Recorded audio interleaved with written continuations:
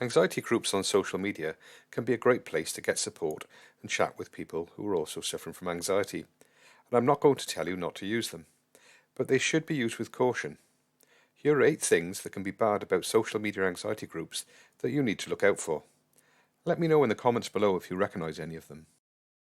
It can be tempting to post your worries on a social media group to get reassurance, and you might get 20 nice reassuring responses, but not all posts might be so reassuring. And which one does your anxiety make you focus on? Yes, you guessed it, the one that reinforces your worry. So number 1 is don't use social media for reassurance seeking. Number 2 is beware the hidden salesman.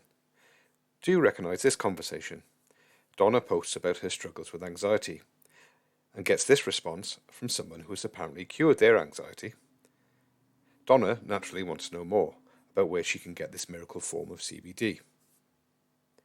And when she PMs them, surprise, surprise, she finds out that they're a CBD salesperson.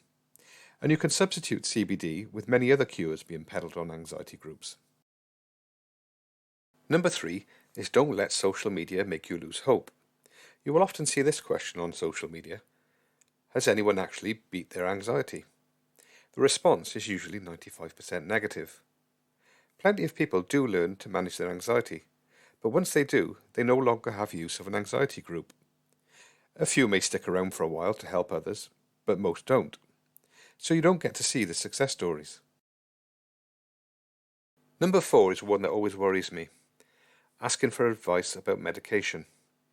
Doctors spend years in training, but the advice that Jane, who works at Walmart, gives you on Facebook could actually be harmful. Here's an example. Donna wants advice about tapering off her medication.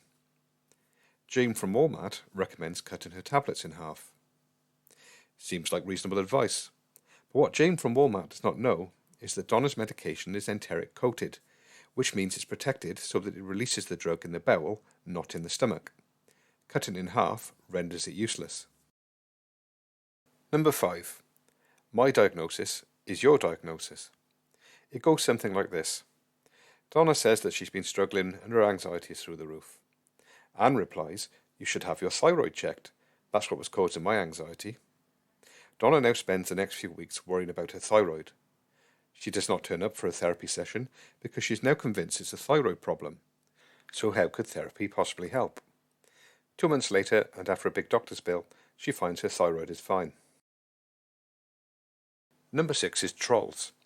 Most people on anxiety groups are really friendly, but there are a few very angry trolls out there. After explaining to someone how anxiety works, negative thoughts, safety behaviours, beliefs, etc., all the good evidence-based stuff that I talk about on my channel, a rather unpleasant gentleman told me I could stick my belief system where the sun don't shine. It was tempting to get into an argument with him, but why raise my blood pressure for a troll? So I blocked him, and my social media experience has been all the better for it. So lesson 6 is don't get into arguments with trolls. Just block them. Number 7 is beware the scammer. It seems organised crime has hacked thousands of accounts or created fake ones and post rubbish like this. I want to give testimony to the great Dr. Scammer who helped me get my husband back and cured all my problems with his powerful spells. And then there's usually a phone number. Now it's hard to believe anyone would fall for this, but the fact that there are so many of these suggests that some people do. And there may be some scammers who are more sophisticated. So never give money to someone making wild claims on social media. And don't phone any numbers, as they may be premium rate scams. Number 8 will be no surprise to people who follow my channel. Safety behaviours are the fuel for anxiety, and anxiety groups are great places for exchanging safety behaviours.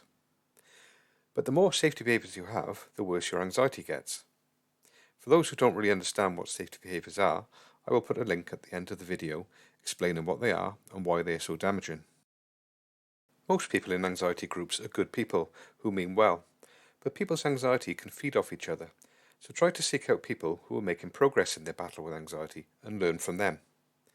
Some groups have qualified therapists in them who are always a great source of reliable advice.